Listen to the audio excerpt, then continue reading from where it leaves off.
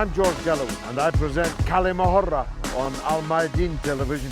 Here we are in London. I speak my words freely, either in Parliament, on television, here on the streets of London. Kali Mahorra means free word. That's what I speak. So Kali Mahorra is a two-way conversation. Check it out on Al Mayadeen television. Welcome to Kali Mahorra with me, George Galloway, on Al Mayadeen television, coming to you from London, but talking about Palestine. An audience of distinguished experts and one or two enthusiastic amateurs like me. In the beginning, there was only Palestine. And then there was a United Nations resolution which partitioned Palestine. And then there was the borders that existed after the State of Israel was founded in 1948. Then there were the Israeli borders after their war on their neighbors in 1967. In the decades, half-century since, these borders have not changed, but the millions of Palestinian people living in the land that was once Palestine, then partitioned Palestine, then occupied Palestine, have of course grown and grown. In the quarter of a century since the Oslo Accord, which has never been implemented, not an inch of Palestine has been vacated by the Israeli occupiers, and Gaza has, as everyone knows, for a decade lived under murderous siege. Jerusalem has been annexed. The Golan Heights have been annexed from Syria. Yet concession after concession after concession have been both demanded and largely given by the Palestinian people. Yet nothing changes, nothing good for them at least. And then came President Trump. Now, if you think President Trump is a snake oil salesman from whom you wouldn't buy a second-hand car, you should take a look at his son-in-law. Jared Kushner is in charge of the deal of the century, and if you believe that, I've got a bridge here in London that I could sell you at a knockdown price. A deal of the century offered by the son-in-law of Donald Trump doesn't sound like it's going to be much of a deal for me. Certainly, even the Palestinian leadership in Ramallah have rejected it. Maybe they know more about what's in it than we do. They are very cagily showing us their cards. The economic cards, so-called, will be shown in Bahrain. The political cards, the geographical cards, the topographical cards, the cards of what the Palestine Jared Kushner has in mind will be released later. But he gave us a hint when he said that maybe in time the Palestinian people will be capable of governing themselves. Straight from the lexicon of colonial powers everywhere and at all times. The Palestinians are not really occupied, it's just that they're children. They are really not developed enough to govern themselves. So that's as good a clue as we've seen so far of what Jared Kushner has in mind. He has the full support, of course, of Netanyahu's Israel. He has the full support of Israel's friends around the world, powerful lobbies in many countries, most countries, maybe all countries, are working to assure us that this deal of the century really will be the kind of deal described in President Trump's book, The Deal, as having something in it for everyone. Some of my distinguished audience will have a view on what might be in it, what might be our response to it. Let's start with the distinguished academic and medical doctor, writer, teacher, Dr. Ghada Karmi, herself a Jerusalemite. Dr. Karmi, what do you think might be in this deal of the century, and what's your view about it? Well, as you said, we don't know exactly, but there have been a number of leaks in the press which give us a good idea about what's in it. And briefly, it couldn't be worse for the Palestinians. It really couldn't be worse. But the thing, that is so striking about all this is something you've actually mentioned just now, this whole colonialist thing. It is truly extraordinary to me that after a bit more than a century since the Balfour Declaration was passed by Britain, that declaration which imposed the presence of European Jews on Palestine, on the Palestinians, without asking them, without getting their consent. We have the same situation here. Foreigners again, this time the American Empire, not the British Empire, foreigners again coming to our region and dictating to the Palestinians what they shall have and what they shall not have without engaging them in discussion, without asking their view. It's amazing that none of these politicians has learned anything from history. Now, in terms of the deal itself, we understand that there will be something called New Palestine. New Palestine is not a state. They're very careful never to use this term. It's not a state. It's an entity which is composed of what is currently called areas A and B of the West Bank. And this entity would be connected to Gaza by a bridge of some kind or corridor. And the entity is also connected to Jordan in a couple of places. And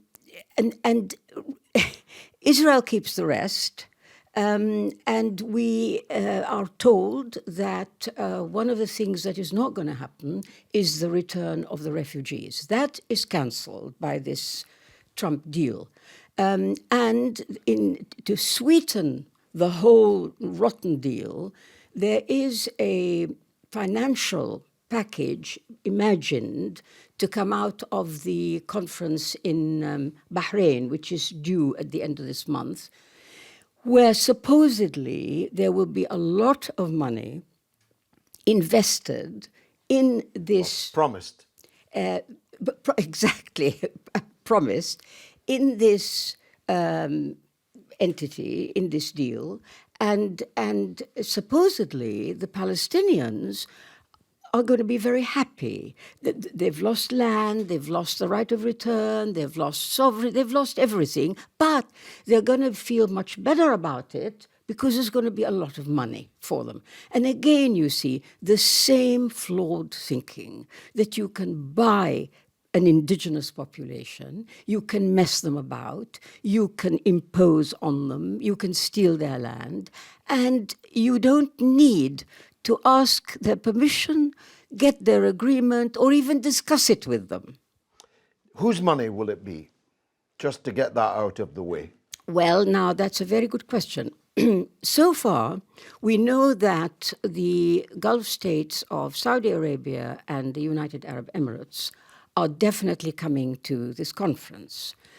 It seems that the idea is that there would be a package, most of which, 80%, would be borne by the Gulf countries. So the Arabs would pay money to other Arabs for the destruction of an Arab ideal and icon and the sale of Arab land and sovereignty. Yes, very well put, yes.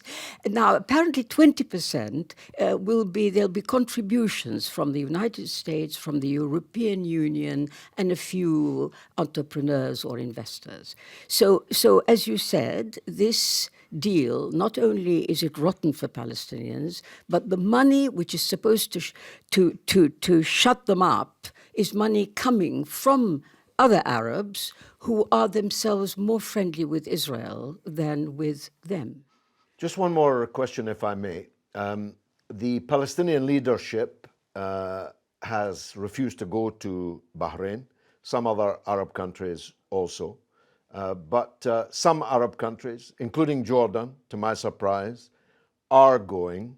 This is quite a risk, isn't it, for Arab regimes to attend what is intended actually as the funeral of the Palestinian idea. Yes, indeed. And we know that Morocco Egypt and Jordan have said that they will attend. Now, in a way, though, you can understand it. In the case of Egypt, Sisi's Egypt, the Egypt which is under this particular rule, is beholden to the United States. It is allied with Israel. It feels itself unable to do anything else. And yet the irony, you know, is Gaza, which I forgot to mention in this deal of the century. Gaza is to be extended into northern Sinai. That is Egyptian land. And apparently this land will be leased from Egypt. And that solves the Gaza problem. The very country which is due to lose land in order to accommodate the Gaza population, which it does not want to do, and it's made clear repeatedly it refuses to do, apparently Sisi is going to this, or Sisi is represented rather, at this conference. But as I say, you have to understand it in terms of his alliances, local alliances, and his fears of the United States. Jordan, I can also understand. You said you were surprised, but I do understand. You see, it'll be at Jordan's expense. The deal of the century will be at Jordan's expense, without any doubt, because nobody is stupid enough not to see that if the entity that is called New Palestine is going to thrive or to prosper in any way, it's almost certainly going to extend itself into Jordan. Almost certainly Palestinians from there will probably move to Jordan. So Jordan has a lot to lose. And I think they fear not to be at any of these major conferences in case deals are done over their heads, behind their backs. I think that's how I would read it. Morocco, I do not understand. Maybe somebody here can say, I don't understand Morocco at all. I said last question, forgive me, one more. The Palestinian Authority is not represented, but is that cosmetic? Is this really all being done entirely behind the backs of Abu Mazen, the presidency, the government in Ramallah, or are they secretly allowing this process to continue? We are told that the Palestinian Authority knows more about the deal than has been leaked. So they are apparently in the know about what's intended. Now, there's great fear amongst Palestinians that they might weaken, that they might allow themselves to be pressured into acquiescing. I think it's unlikely. This is a step too far, even for a leadership which has shown itself to be feeble, subservient to Israel, and so on. I think this is a step too far. The Palestinian refugees, according to Dr. Karmi's description, which I think is 100% correct, are therefore abandoned. The Palestinians in Lebanon, who are not citizens, who have a gigantic number of problems, will be abandoned forever, unless Lebanon is somehow pressed into accepting them as citizens, which I don't think Lebanon will do, because it would change the demography of Lebanon and the political balance, sectarian balance. It would, of course, also be an acceptance of the disappearance of Palestinian nationhood and nationality, and that's how it will be presented, that we refuse this for that reason. Palestinians living everywhere else in the four corners of the earth will then be abandoned, stateless, hopeless, without even the chimera of one day being allowed to return. Who would like to make a contribution on this? Yes, madam. Hello, my name is Samira Oulailah, and I am a filmmaker. And I'd like just to kind of rejoice with you, Doctor. My parents are from Morocco, and I'm ashamed, very much ashamed, that Morocco is taking part. You were asking, you were trying to find out why. I know that the King of Morocco, his best friend and advisor is Israeli, who is very pro-Israel. To me, I feel really ashamed that not only Morocco is attending, but people who kind of strive to say that they are kind of trying to lead a free world. Those gangsters that I call them. I mean, Trump is an idiot. You could get him to sign anything as long as you give him a burger and a KFC, he'll be happy. But the insidious team behind him is Jared Kushner. This kind of sadistic green bolts as well, and the freedmen. They're like the trio, I call them, insidious trio, who are there to just destroy Palestine. I mean, they just want to save the Jewish identity and to completely destroy Palestine. To me, to do that, basically, they would have to kind of have this kind of lines of ideas, like you've said, those changes. But nothing will benefit Palestinians because at the end of the day, Palestinians will be the forgotten ones again. So. I first met Dr. Karmi when we were both very young, and we have been involved in this, me for 4 decades. She's much younger than me, so her less. But I'm talking decades. I'm talking, getting on for half a century of involvement in the struggle for an idea of Palestinian liberation. In the beginning, no Arab leader would dare to play with such ideas because their own people might rise up and strangle them for having done so. So there isn't one answer to the question both of you are posing. The Moroccan king is doing it because he can, because he will not be strangled. The people will not rise up. As a matter of fact, there's more opposition to Israeli crimes now in Western countries than there are in Arab countries. This is a fundamental shift in the paradigm and a very dangerous one, isn't it? I mean, again, in Morocco, you cannot criticize the king. They kind of show it as a free kind of country and liberal country. But if you say anything about the king, his policies, I mean, look at Sahara. I mean, anybody who supports the rights, and I do, of the Sahrawis, will go to prison straight away. So there is that kind of fear, in Morocco of the king. And I'm not, truly I'm not surprised that he's doing that, instead of uniting. Yeah, we're not singling him out. I mean, of course, there are many other Arab countries, particularly in the Gulf, that are now more or less openly dancing with Israel. It's never usually revealed by them, but it's frequently revealed with great arrogance by the Israeli side. They boast about the fact, Netanyahu did this week, boast about the fact that the more or less the whole of the Gulf agrees with him about the danger of Iran and are much more interested in that than they are on the Palestine question. Thanks for that contribution. Sir. My name is William Spring, and I'm a trade unionist. I run my own trade union called Employees Representatives, of which I'm the General Secretary. I started off my knowledge of Israel or Palestine when I was a small boy, and I was told that the Balfour Declaration was the best thing since sliced bread, because I was in a small... Nobody watching this in the Arab world thinks sliced bread is a good idea, so the metaphor is purely Western. Right. But anyway, I was given various statements. For example, we had a very bad winter in 1947.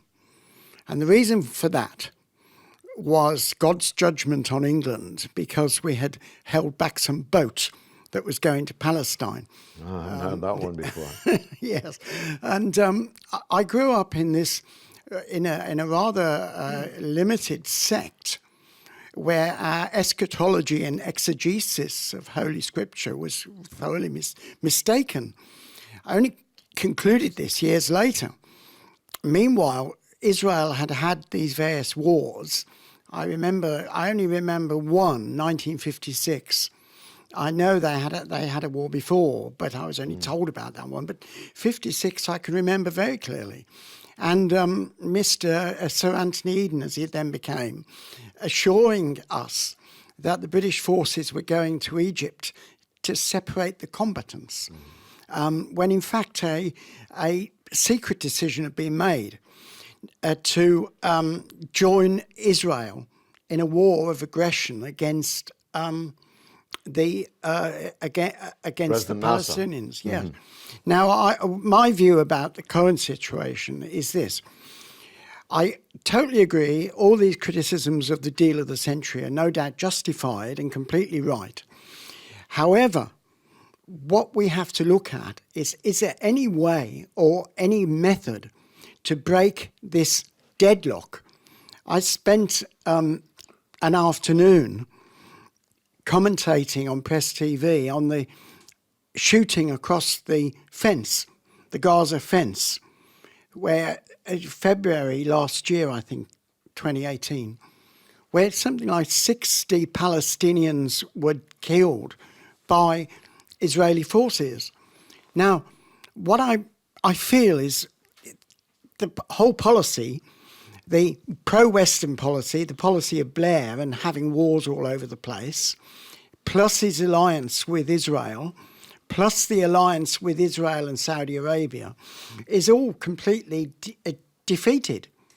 And it hasn't, the Palestinians are stuck in a situation which is completely impossible. Consequently, is there no value at all in looking at something? I mean, even if it's money. Didn't they, William? I mean, I supported the Oslo Agreement. More fool me. And I remember being really happy to see my friend Yasser Arafat on the White House lawn signing this deal. But this in itself was a massive concession by the Palestinian people. And they refused to take his yes for an answer. They didn't implement any part of the Oslo Agreement beyond allowing Arafat and others to return. And that hasn't done a great deal of good, that return. So I infer that you are pleading for some kind of negotiation, but negotiation leads nowhere. I'm pleading for some movement. Yeah, but what more can the Palestinians give? They've already given everything. Yes. They've lost everything. Yeah. The question is there any way that any form of words or any form of accommodation can be made for so... Well, we'll explore that in the second half. Things. We'll explore that in the second half of the show. I interviewed Ahad Tamimi for television last week. She's 18 years old. And I think she's representative of 18-year-old Palestinians everywhere. They will never accept this so-called deal of the century. So anyone who imagines that by bringing a group of kings and princes to Bahrain or anywhere else to sign a document, that's going to end the Palestinian issue, is in for a rude awakening. We'll be right back.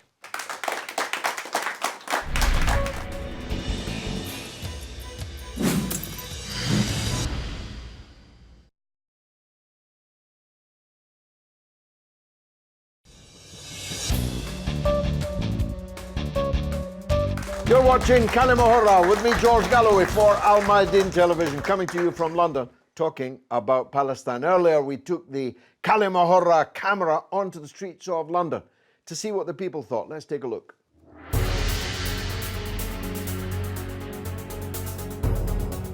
Palestine has been under occupation for 70 years. Do you think Donald Trump's so-called deal of the century will resolve the conflict?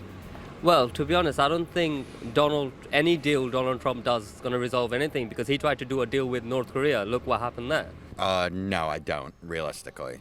It seems very biased towards Israel, and it seems like they're also aggravating the situation with moving the capital or the embassy to Jerusalem when no other world power or any regional powers have really done that. I really don't think it will. Bring in, especially Donald Trump, into it. He's not the most ethical politician, president there's ever been, and I just don't think that it will help at all. By no means, especially their action to transfer the embassy from Tel Aviv to Jerusalem. I don't think so. This guy seemed more like a clown to me than a real politician, and I don't think he will be able to solve such an important war and conflict in a such short-term period? Well, certainly how it's been portrayed to us in the media here, I'd say no. I think it seems very controversial. I've been in Palestine like 2 weeks ago, and I can tell that no one is actually interested in like helping Palestinian people like to get back their lands. Israeli soldiers that not even allowed like women to go to the mosque and pray during the Ramadan. They were like basically intimidate them. Most of the regional powers, including the OIC, have rejected the deal. Why do you think the US is still insistent on promoting it? I saw, as far as I saw, like I saw many in American college there, and I saw many investments from America there. So I think they, I don't know, they just want to support the Israeli cause. It's mostly like a historical issue, in my opinion, because Israel has been for years a close ally of the United States, especially in the Middle East. Also, there's no question about the influence of Jared Kushner in the Trump administration and his influence in shaping the policy of the United States. I think that with politician presidents such as Donald Trump, he's very insistent on change, and despite it being rejected in the past many times, he's still going to push forward on it no matter what. I think it's one of those things where Trump really wants to leave a label on his time in presidency, and he's just doing it because he's in love with kind of his own image. So he wants this deal to have his name on it, to be hallmarked as this guy that resolved an age-old conflict, gets something like he wants a Nobel Peace Prize like Obama got, when in reality, he's not doing it correctly. He's not doing any way that will realistically work because there's no solution without regional cooperation. Well, common sense, I think, on the streets of London. If only in Parliament we had the same clarity. Madam, you next. Hi, my name is Carol Hajj, and I am Palestinian. And it's not us who created the problem, but the reason I think we need to answer, you said about the 60 people shot on the border and every day shot. I attended tribunals in Brussels, and I watched how the Israelis physically shoot. What all these world leaders have created genocidal criminals who just cannot, no amount of blood seem to satisfy them. On the other hand, there is Palestinian children every single day being kidnapped from their beds in the middle of the night and taken to be tortured for months without any charge. So we can't accept whatever amount of money to have a single child being detained or tortured or kidnapped or shot or killed. 20,000 in the last year. It's psychotic. We're dealing with psychopaths. We're not dealing with human beings. So you want to end it? Let's start to end it. Let's start charging the criminals who are shooting our children. Let's start charging. What's the point of all the tribunals when we can see them committing crimes? Why aren't they being brought to justice? They'd be brought to justice and it will stop tomorrow. It's because we give them a free hand, we let them get away with murder, 70 years of murder, saying it's okay to go and kill Palestinians. They come from all around the world just to shoot and kill Palestinians. And it's okay, they come back to England, they go back to America, they complain about anti-Semitism. It's more of a crime to say, for me to object to them killing my children than it is for them to kill my children. It's psychotic. So when we stop their crimes, then we will talk. When nothing evil lasts, nothing. Berlin Wall came down, the apartheid in South Africa ended. Israeli military occupation will end. It's not gonna last. Nothing evil lasts. Well, yeah, it will not end just because we say it will end. No, it will end when they are charged. They have to be charged. Why is it that they're charged getting by whom? How? For all their crimes? They come back who's going here. To charge them? Every country can start charging. All the countries are involved in the crime. Yeah, because I want to ask you this. Let's identify why we cannot liberate Palestine. Of course, but we don't have to cooperate in its murder. This meeting in Bahrain could be stopped dead if every Arab government said we're not going. But Kushner is not representative. He doesn't even have, he didn't pass security of the White House. No, of course. And That's not what Israel, I'm saying, Netanyahu is not the government Sure, right now. sure. They're going to vote the government in September.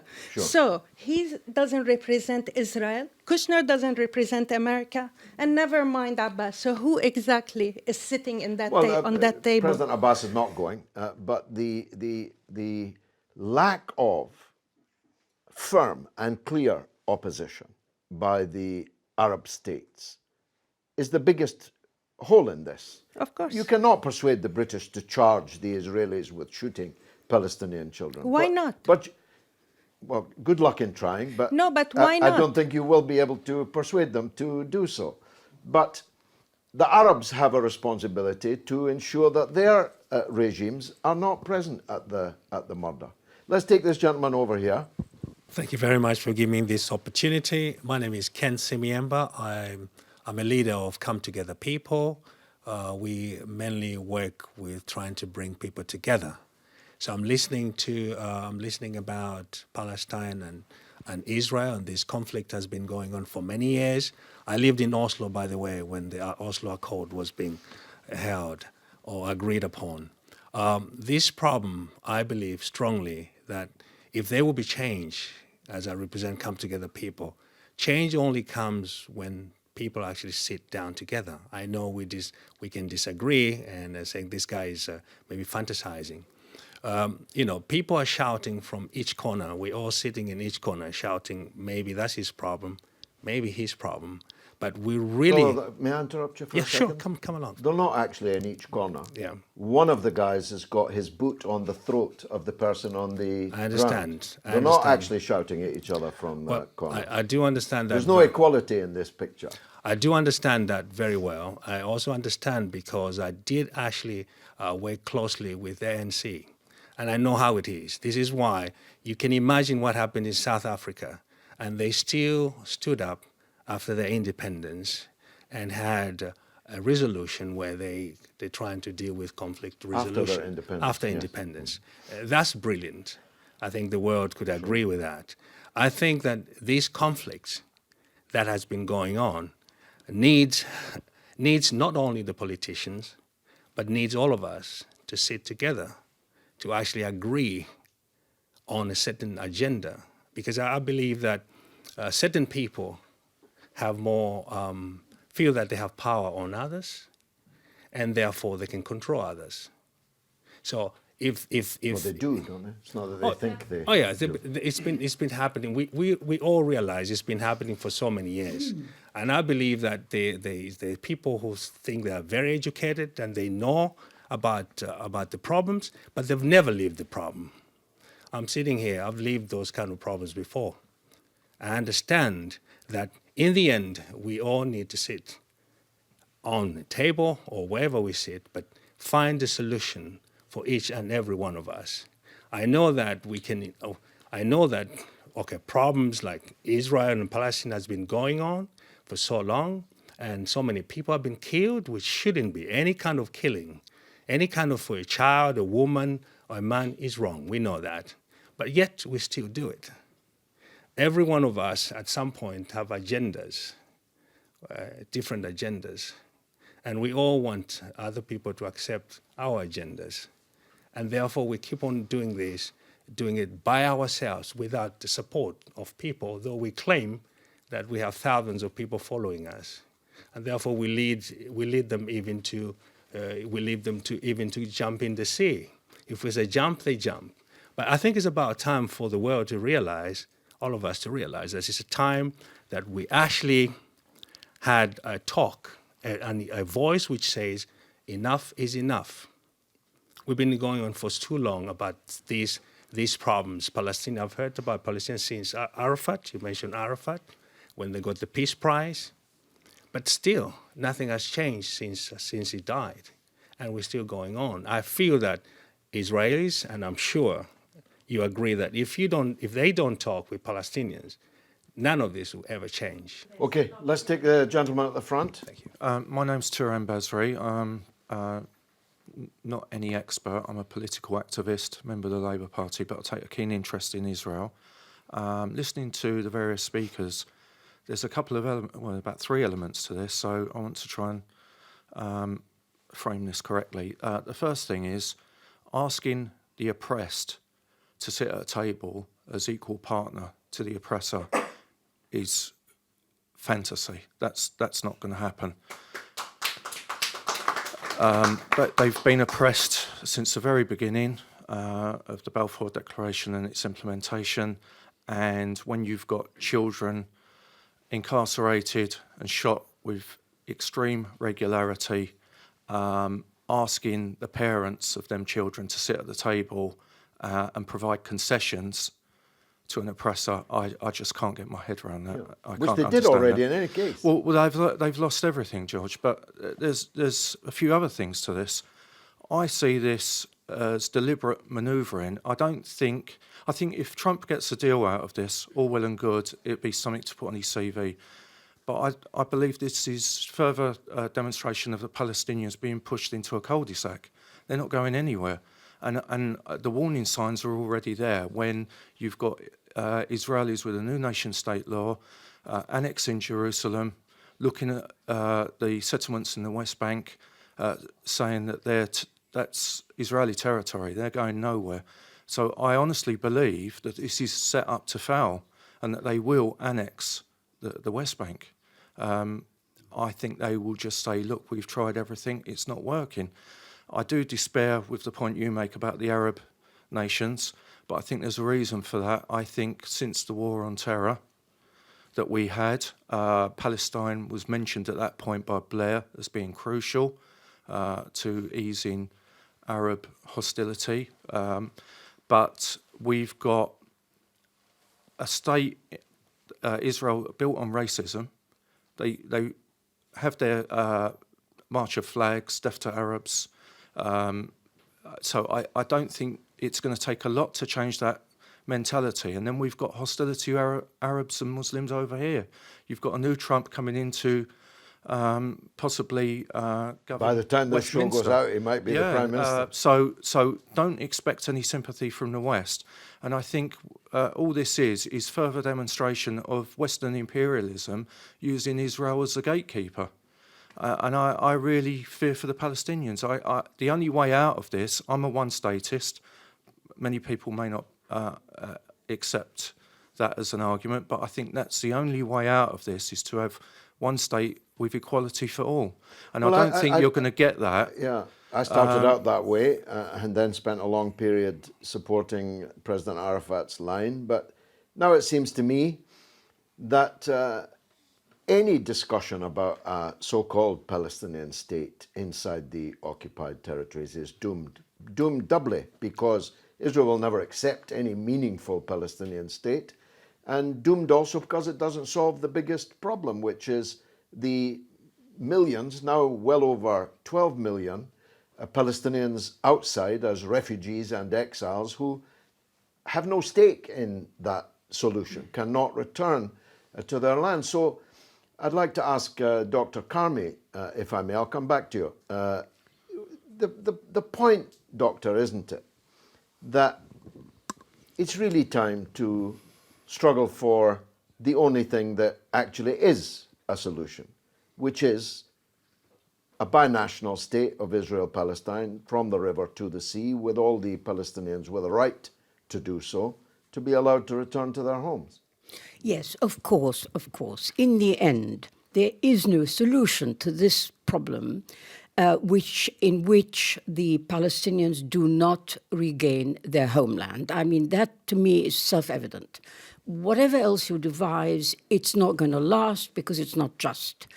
But really the issue is how. That's the problem. I think many people are agreed on the aim, on the ultimate aim of what would constitute a just solution. But the real problem is, how do you get there? Now, I've agree with a lot of stuff that's been said here, and I would add to it only that we have a big problem with Israel. Israel has a mentality which is based on supremacy. It is based on a belief that they are better than the people who also inhabit that land. So there is a discrimination which is profound in Israeli society. Now, given those sorts of problems, how actually are you going to get around it? What are you going to do? Well, I have thought a lot about this, and I must tell you, I do have a suggestion. And it would be very good if I could persuade as many people as possible of this suggestion. You see, Palestinians cannot win over the Israel we see today. An Israel allied to the United States, they cannot win. Number one. Number two, public opinion, which, of course, in the West, has changed and become much more pro-Palestinian, is very, very welcome. Public opinion, the boycott and divestment and sanctions movement are all wonderful. They will not by themselves get us the result. It'll be very long term. It will take many, many years. And in the meantime, of course, the whole of Palestine will have been lost. It leaves actually only one way.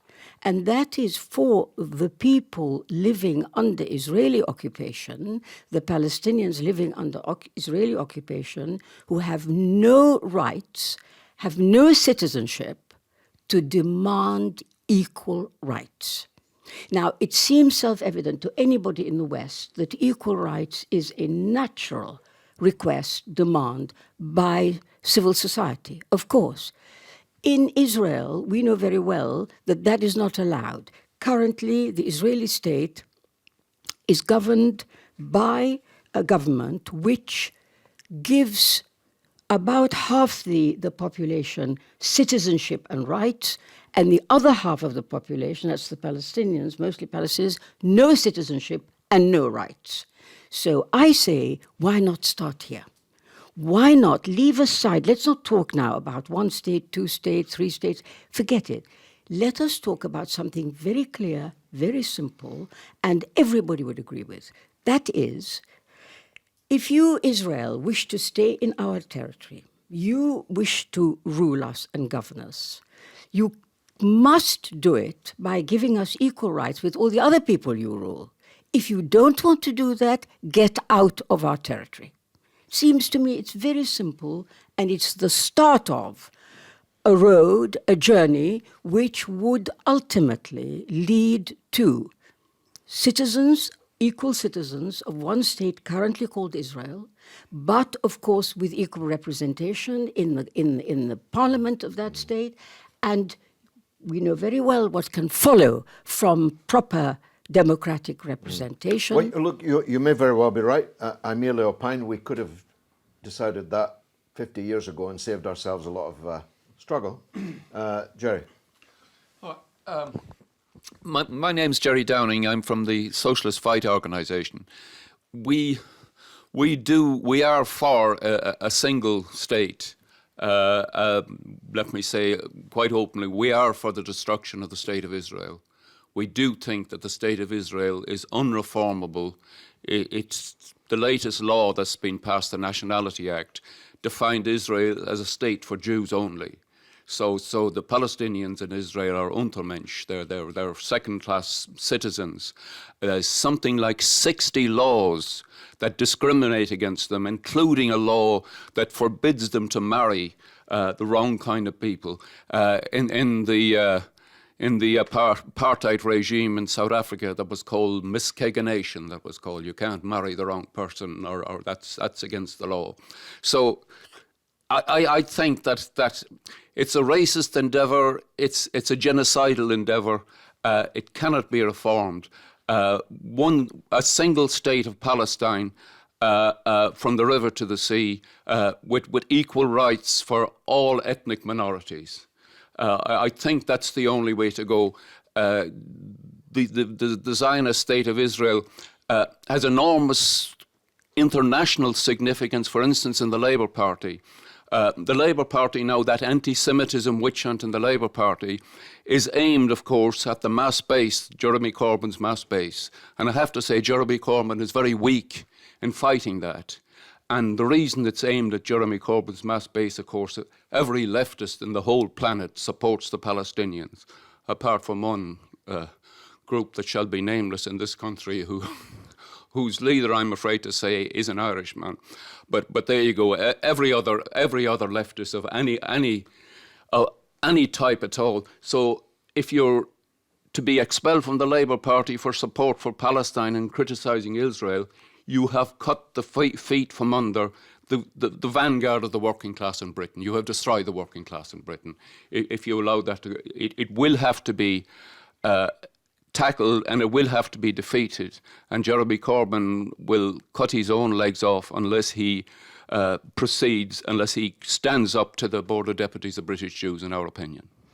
Last word, I think, and I wanted to come back to you, sir, on this, the question of British politics. It's a given. Whoever wins the Conservative leadership and becomes our new unelected Prime Minister will be a full supporter of Israel. Jeremy Corbyn is the first Labour leader with a track record of decades of dedicated, tireless support for the Palestinian people. And that's one of the reasons, not the only one, but quite a big one, for the tremendous tide of hostility organized against him. Just in the last days, we've learned that the Secretary of State of the United States, Mike Pompeo himself, promised a group of Jewish leaders, we don't know who they were, but that's how they are described, and of course it was secretly recorded and is now in the public domain, in which the American Secretary of State promises to push back against the possibility of Jeremy Corbyn coming to office.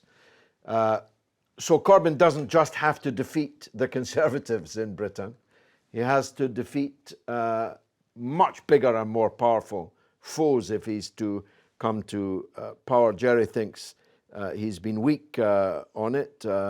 What's your view on that? And what's the way in which the British Labour Party can resist these pressures? Well, if you look since Jeremy Corbyn come in, membership's gone up to about 560,000. The largest political party in Western Europe. I think he's attracted a huge base. And there obviously is a battle going on within the party as to who wins that. There's constant attacks from the right of the party, in my opinion. I think a lot of the anti-Semitism accusations are unfounded. I mean, if we look at the Al Jazeera sting, where a member of the Israeli embassy was offering £1 million to bring down politicians, British politicians that would be sympathetic to the Palestinian cause, these things are not made up. Will he win? I don't know. I think with Brexit happening in the UK at the moment, I think the political landscape, all it shows is a lot of uncertainty. I don't think anyone can predict the outcome of whether we get a Labour government in or not. I would like to think we can. They've increased their vote. They had a big swing. I think it was the biggest swing since the Second World War on the last election. But unfortunately, George, you've got the collapse of the middle ground and you've got extreme polarisation happening in this country.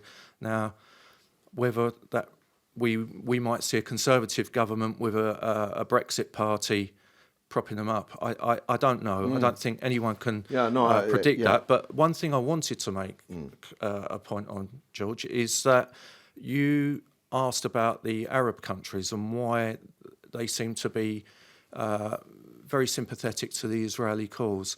Well, no, the governments. The governments, yeah. Well, you've got a lot of American bases making sure that these dictatorships are propped up. I think the other thing that is swaying them to the cause is Iran.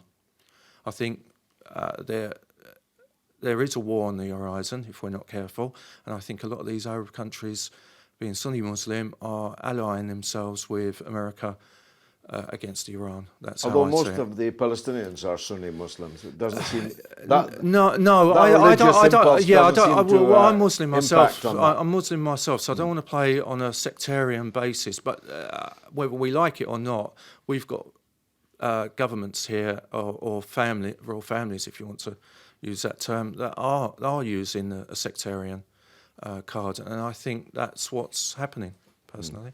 Final word to you.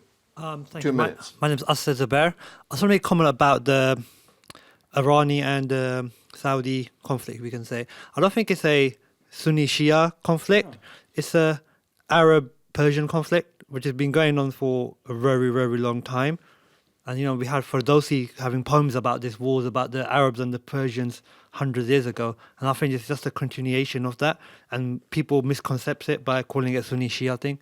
When in my opinion, I don't think it is. Interesting. Yes, gentleman in the middle there. Last word to you.